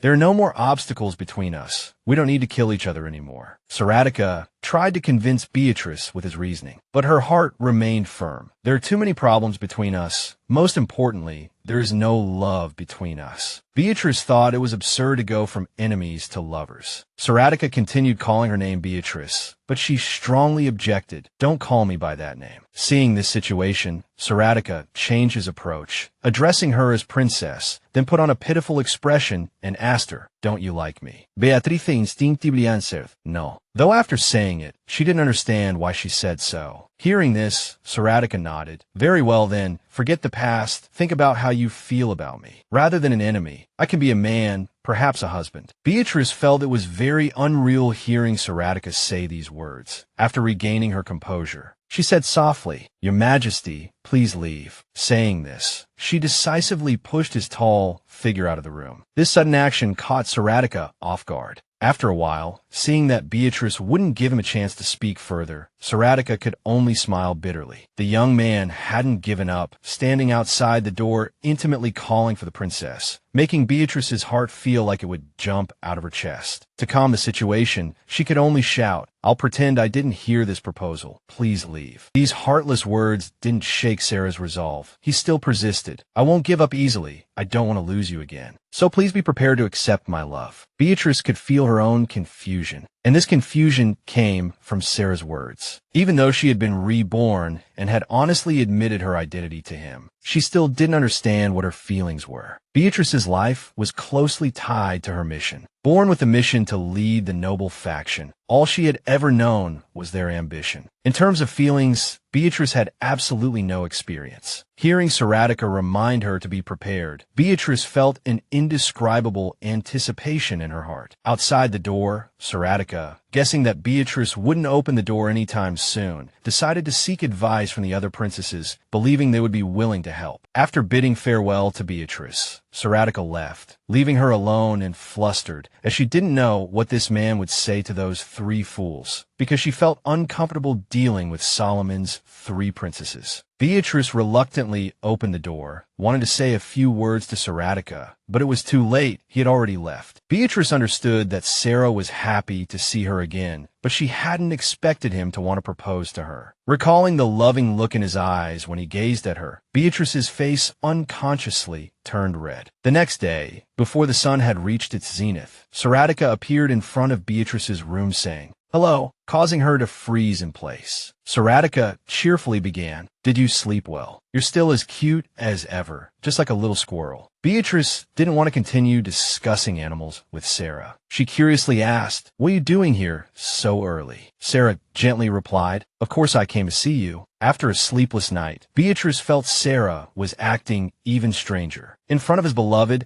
Sarah openly shared his dream from last night. "Princess, did you dream last night? I dreamed of you. You were sitting on a flower carpet, wearing a white ribbon in your hair, smiling sweetly." Based on Sarah's description, Beatrice thought he seemed no different from a lunatic in a mental hospital. To respond to Sarah's enthusiasm, Beatrice frankly expressed her thoughts. "Why are you acting like this? Do you realize how strange you're being?" Sarah wasn't hurt by these words. He stroked his chin and slowly stated, "I'm trying to become a husband worthy of you," Sarah said happily. This made Beatrice, who was once his enemy, unable to believe her eyes. She thought she must be seeing things wrong and rubbed her eyes to get a clearer look at the young man before her. Even with Sarah trying to please her now, Beatrice still couldn't believe it was real. At this moment, Lily suddenly appeared from a corner, excitedly teasing, "You two are so animated early in the morning. I didn't mean to disturb you. Just pretend I'm not here." Just as Beatrice was about to explain to Lily, Sarah produced a bouquet of flowers from somewhere. He gestured for her to accept the flowers. It turned out that yesterday, when Sarah had asked the princesses for advice, the three of them told him that flowers were the best way to express feelings. Even so, Beatrice remained indifferent about it. She asked him where these flowers came from. Sarah honestly answered, "I picked them myself this morning." Hearing this, Beatrice found it hard to believe. She never imagined someone like Sarah would personally pick flowers for her. With Lily's encouragement, Beatrice shyly accepted the beautiful bouquet from Sarah's hands. "I suppose I shouldn't throw them away then." She felt a happiness she had never experienced in either of her lives. Beatrice gently brought the flowers to her nose for a sniff and didn't forget to thank Sarah for the gift. Just when Sarah thought Beatrice was satisfied with his gesture, her next words brought him back to reality. "But I hope you won't show up so early. Girls need time to get ready." As soon as the words left her mouth, the atmosphere became heavy. Seeing Sarah's seemingly melancholic expression, Beatrice thought she had hurt his feelings. Unexpectedly, Sarah didn't give up. The young man looked at Beatrice determinedly and asked, "Then can I come see you at other times?" Sarah's attitude exceeded Beatrice's expectations. She could only helplessly reply, "Of course you can, but for now, could you please leave?" After bidding farewell to Beatrice, Sarah turned and left. Watching the young man's straight and tall figure as he walked away, Beatrice sighed to herself. Suddenly, Lily excitedly appeared from somewhere and asked, "When did you two become so close, speaking so sweetly to each other?" Lily's words quickly brought Beatrice back to reality. She suddenly remembered that the maid had witnessed everything. Lily was very happy at this moment, patting her chest saying, "I guess I won this bet. I don't think I can keep this to myself. I just can't. I have to tell everyone." The lively maid left happily before Beatrice could stop her. Seeing Lily's enthusiasm, Beatrice decided not to tell her that she had rejected Emperor Euphys's proposal. Beatrice dragged her tired body into her room. She carefully placed the flowers in a vase and put them in the brightest spot in the room. Thinking about receiving flowers personally picked by Sarah, her face reddened again with shyness. Suddenly, several shadowy figures emerged from behind. With a warrior's intuition, Beatrice quickly sensed something was amiss. Just as she turned her head to see who was standing behind her, before she could react, a large curtain enveloped her. This seemed to be yet another calamity befalling Beatrice. Beatrice never would have guessed that her kidnappers were her usually carefree sisters. Faced with their sly smiles, Beatrice asked, bewildered, "Is kidnapping a new game?" Tarlana was the first to speak, teasing, "Don't pretend like nothing happened between you and His Majesty." Suddenly, Tarlana raised her voice, interrogating like a prisoner. "Tell us, Schwanbel, what exactly happened between the two of you?"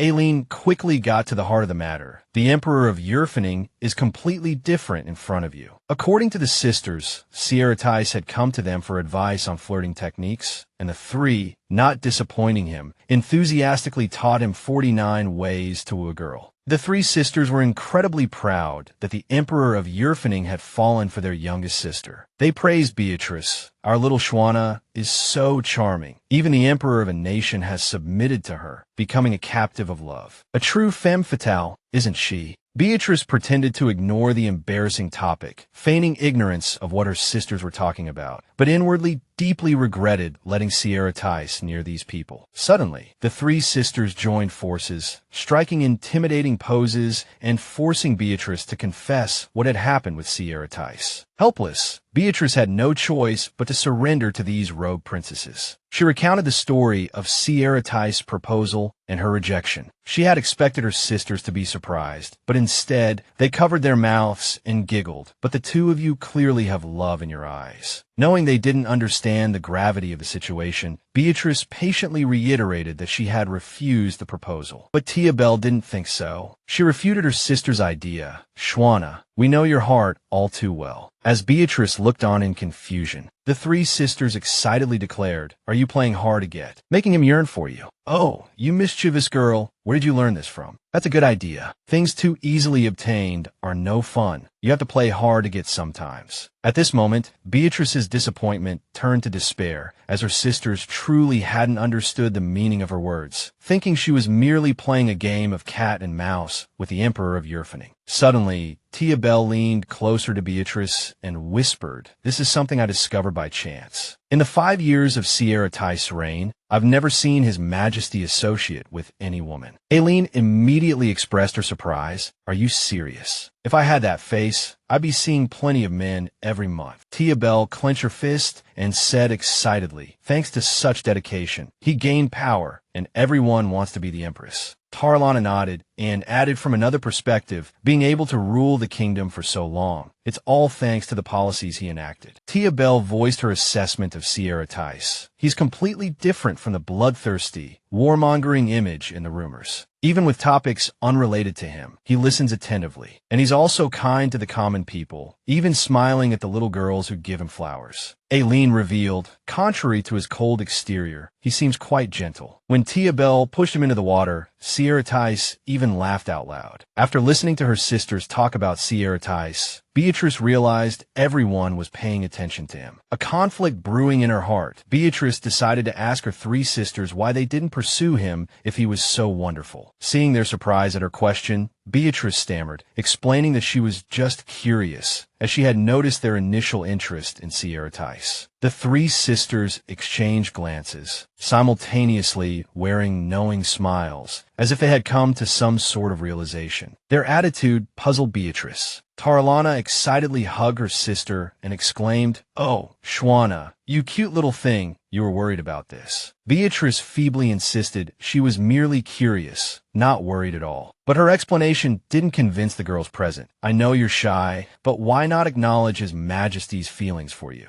They spoke over each other until one sentence emerged. "It's always been you, Shona." The three sisters explained that from their very first meeting, Saratica couldn't take his eyes off their younger sister. They were thrilled about an emperor of such a vast territory, but also worried about what kind of person he might be. None of them could hand their young sister over to a tyrant with only a handsome face. But after some time, they all reached the same conclusion. They were all impressed by Saratica. Beatrice was suddenly embraced by all three sisters at once, leaving her unable to process what they had just said. The three princesses' words to Beatrice that day had a profound impact on her later. Even as she tried to clear her head with a walk, the words of her sisters echoed in Beatrice's mind. "It's always been you, Shona." This sentence puzzled her for a long time, even as she racked her brain trying to understand it. Beatrice also couldn't understand why Saratica would propose to her if he had no feelings for her. Suddenly, a very familiar voice echoed in Beatrice's ears. The person softly asked, "What about you, Beatrice?" The protagonist snapped back to reality, realizing there was no one beside her. While still puzzled by the voice she had just heard, Beatrice suddenly saw Saratica approaching her from a distance. After exchanging greetings, Saratica said he was looking for Beatrice. The young man, holding a basket of peaches, said, "I heard you like peaches, so I brought you some." Seeing this, Beatrice asked, "Did you pick these yourself?" Saratica honestly replied that Tarlana had helped him. At this point, Beatrice remembered Saratica's peach allergy. Hearing him mention that he was a little itchy, she proactively snatched the peach basket from his hands. Then she looked at him resolutely, wanting to tell him to please stop bringing these things. But as she looked directly into Saratica's eyes, she couldn't bring herself to utter such heartless words. Reborn or not, Saratica's gaze left her speechless. Resigned, she could only accept his kindness and offer her thanks. Saratica seemed to have some matters to attend to, so he said to Beatrice, "I'll come back to see you soon." The words sounded like a promise of some kind. It was only then that she understood why her sisters had said she would have a regular visitor. In a peaceful and unassuming village, there lived a lovely girl. Known for her red hair, the girl named Cherry Blossom had a special gift for making strange flowers bloom. One day, Cherry Blossom wished to grow a blue rose. Blue symbolized good luck, and she believed having a blue flower would bring her happiness. Cherry quickly succeeded in cultivating the blue rose, but her joy was fleeting. News of this rare flower spread rapidly across the lands, and Cherry had to flee from the greedy strangers who constantly pursued her and her rose. This was the entire content of the book Beatrice had been reading recently. The author was Solemn, telling a story about a girl cultivating blue roses in his distinctive Solemn style. Beatrice's recent pastime had been reading romance novels. Having spent her entire life studying theories, it was no surprise these stories attracted her. She knew nothing about love before, but now she was trying to understand this emotion. The book in Beatrice's hands was The Blue Rose and the Eastern Mage, currently the best-selling book not only in Solemn, but also in neighboring empires. According to Lily, she had traveled far to find this book. After reading the entire book,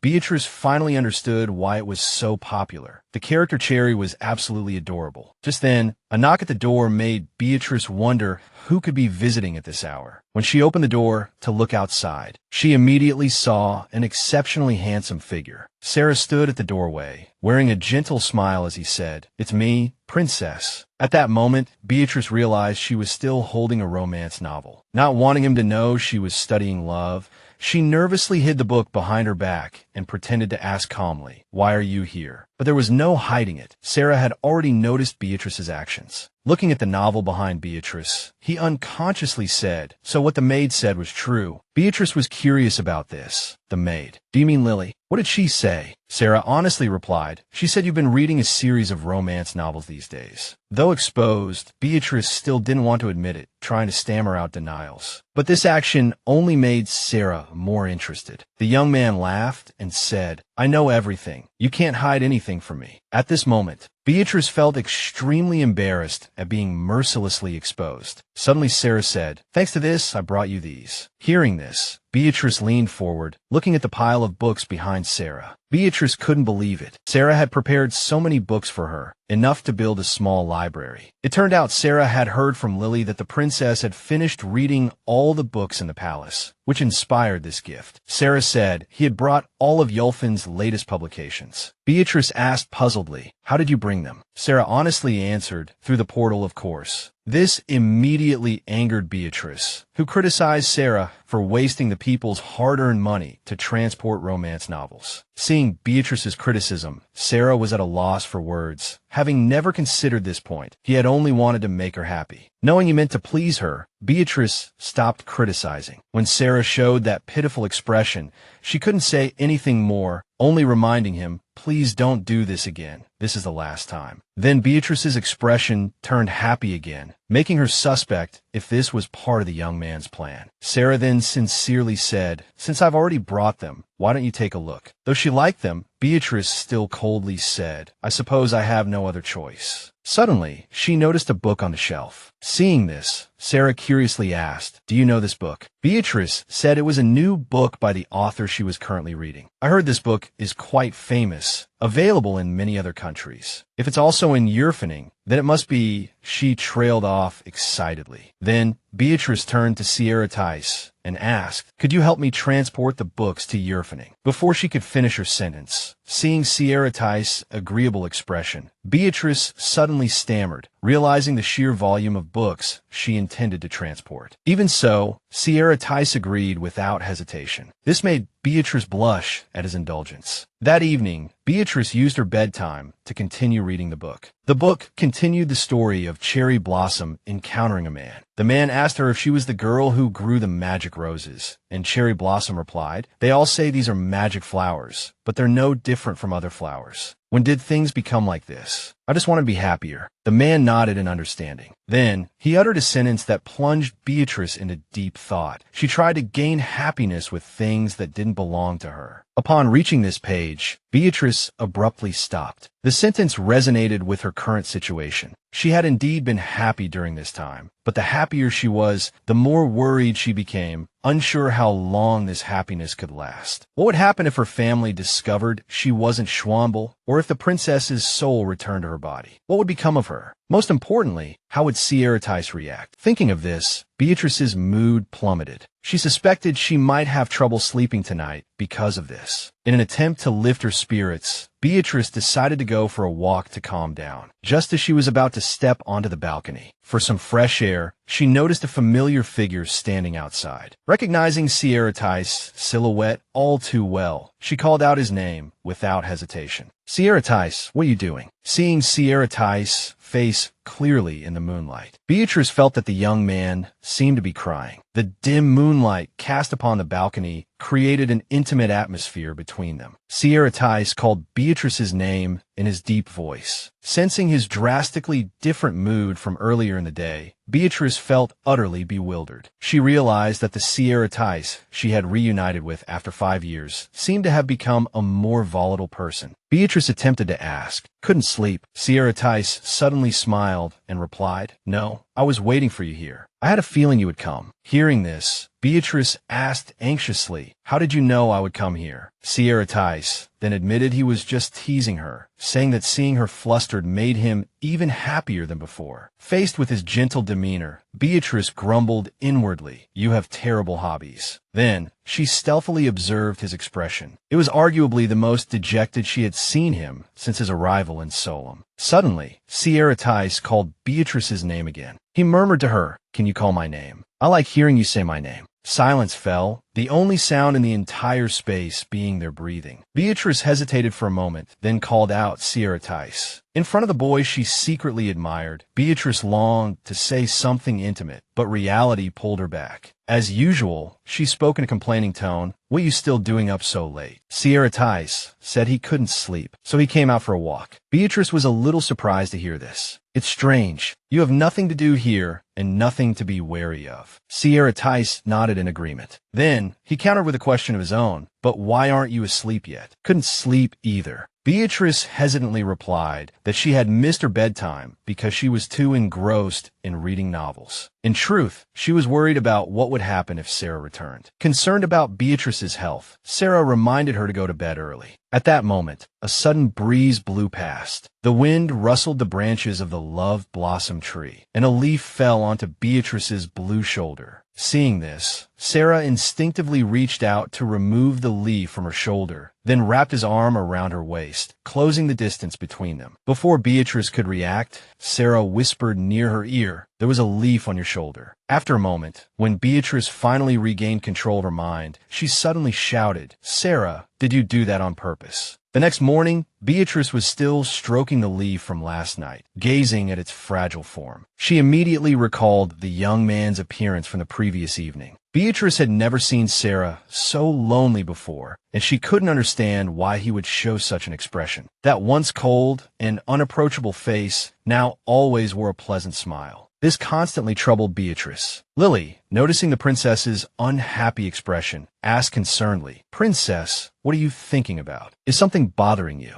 Lily cleverly guessed that her princess was thinking about the Emperor of Yulfan, but Beatrice immediately denied it. A moment later, Beatrice froze when she saw Sarah sneakily standing before her. "We meet again, princess." Seeing no trace of sadness on Sarah's face, Beatrice thought she might have been overthinking things and asked him, "What brings you here at this hour?" Sarah produced something he had prepared in advance, saying, "I brought this for you. I made it myself." According to Sarah, it was a dessert he had prepared for her. Hearing this, Beatrice reached out to open the plate, muttering, "You didn't need to bring this yourself." When she saw the dessert before her, Beatrice was somewhat speechless. She hadn't expected Sarah to bring her such an unstable-looking strawberry cake. Sarah said, "That strawberry cake, I noticed you always have slice." Suddenly, something occurred to Beatrice, and observing Sarah's face covered in flour and the cake's terrible shape, she suspiciously asked, "Did you make this cake yourself?" Sarah nodded and replied, "Yes." Convincing the head chef wasn't easy. Recalling his cake-making experience, Sarah commented that the head chef here was particularly frightening, and even small mistakes would anger those people. Sarah told Beatrice that his face was covered in flour because he had accidentally opened the flour bag, causing it to fly everywhere. Imagining Sarah in that scene, Beatrice found it amusing and thanked him for everything he had done for her. Sarah seized the opportunity to propose immediately, but was promptly rejected by Beatrice. Seeing this, he expressed that he needed to try harder. Beatrice shook her head upon hearing this, believing it unnecessary, her gesture leaving Sarah heartbroken. The young man dejectedly bid farewell and left. Watching his departing figure, Beatrice felt a bit reluctant to let him go. She shyly called out to Sarah and asked, "Would you like to try some? Since you made it too." Beatrice thought it would be proper for the person who personally brought the cake here, feeling it would be impolite to let him leave just like that. Hearing Beatrice's invitation, Sarah was initially stunned, then smiled as if something had occurred to him. He asked Beatrice, "Is this a date?" Of course, Beatrice immediately denied it. She secretly convinced herself this was merely out of gratitude. The scene shifts to Sarah standing in the fourth dimension. Here, he heard a familiar voice calling out to him. He turned his head and saw Beatrice. Believing the Beatrice before him was still the warrior Beatrice, Sierra Tice called her name and asked where they were. The girl slowly spoke, but he couldn't hear clearly due to the distance. Sierra Tice wanted her to come closer. The moment he called the girl before him Beatrice, her eyes became vacant, and she asked him what Beatrice meant. Her next words completely shattered Sierra Tice. The pink-haired girl blurted out that the girl had died long ago. This statement jolted Sierra Tice awake from his nightmare. He felt a deep sense of dread, the thought striking him that one day, his Beatrice might vanish as suddenly as she had appeared. A moment later, a familiar voice called out to Sierra Tice, prompting him to turn around. Beatrice, seeing Sierra Tice's pale face, asked with concern what he was doing there. Her presence dispelled the anxiety that had gripped Sierra Tice's heart. He was relieved to know she was still by his side, but the thought lingered. If that dream ever came true, could he bear it? The next morning, Beatrice cheerfully watered the flowers as usual. These days, Beatrice experienced a feeling she had never known in her previous life: warmth. She had more free time to spend on herself. Sometimes, she was touched by Sierra Tice's affectionate gestures. Ultimately, she was indeed being tamed by Sierra Tice, like a fox tamed by a boy. The fox told the boy that for success, patience was essential. At first, he should sit far away, but each day, he could sit a little closer. If he came at 4 in the afternoon, then from 3 o'clock onwards, she would begin to feel happy. As time went by, Beatrice felt increasingly happy. She reveled in this happiness, sometimes even feeling that it wasn't real. Just then, there was a knock on the door. Sierra Tice had brought her desserts again. Beatrice saw no reason to refuse. She was already being won over by the cunning emperor with small but practical gestures, like today's incredibly delicious lemon shaved ice. It had been 3 weeks since Sierra Tice started appearing at her door every day without exception. Beatrice truly couldn't understand why Sierra Tice would go to such lengths for her, his former enemy. Today, Beatrice decided to take a relaxing stroll in the courtyard with Lily. Relaxing it was supposed to be, but Lily's knowing glances made it impossible for Beatrice to truly unwind. Exasperated, Beatrice turned to the maid and remarked, "You're giggling to yourself again." Lily happily explained that it was because His Majesty had come to see the princess again. To Lily, Sierra Tice was an exceptionally outstanding man, and his daily expressions of affection towards the princess filled her with giddy excitement. Beatrice teased Lily. "You seem even more smitten today, as if you were the one being courted." Lily scratched her head, bewildered, and replied, "What makes you happy makes me happy too." Suddenly, Beatrice asked, "What do you think of His Majesty? Everyone wants me to be with him. He rules a vast empire, and he's very handsome, though people here don't seem to care much about that." On second thought, Beatrice felt her words were a bit off. The people here did care about Saratica's appearance. She felt that everyone here grew fonder of Saratica the more they got to know him. Then, Beatrice voiced her inner conflict. "Honestly, I don't know if marriage will make me happier. And His Majesty, I still don't understand why he chose me." Suddenly, Lily exclaimed, "Princess, what's better than a boy pursuing a girl? He likes you. We can all see how devoted he is. In order to understand your feelings, not just us, but you've also seen that his feelings are sincere." Princess Lily suggested to her that she should forget everything. Then she placed her hand on her chest, indicating she should listen to her heart. "Because you have a right to do so," Lily said confidently, "His Majesty will surely make you happy." Lily's words seemed to have a good effect on Beatrice, who couldn't help but smile upon hearing them. After a while, she asked her maid, "I've never been in love before. How do you know so much about these things?" Lily replied, "Don't underestimate my experience accumulated from romance novels." Beatrice understood better than anyone that she had been avoiding everything, which is why she never paid attention to anything. When she returned, Beatrice encountered Sarah again in front of her room. After a while, Sarah's sudden appearances no longer surprised Beatrice. She tentatively asked, "Do you have any plans for tomorrow?" Beatrice said she had none. Hearing this, Sarah happily said he wanted to take her around Solemn. At this moment,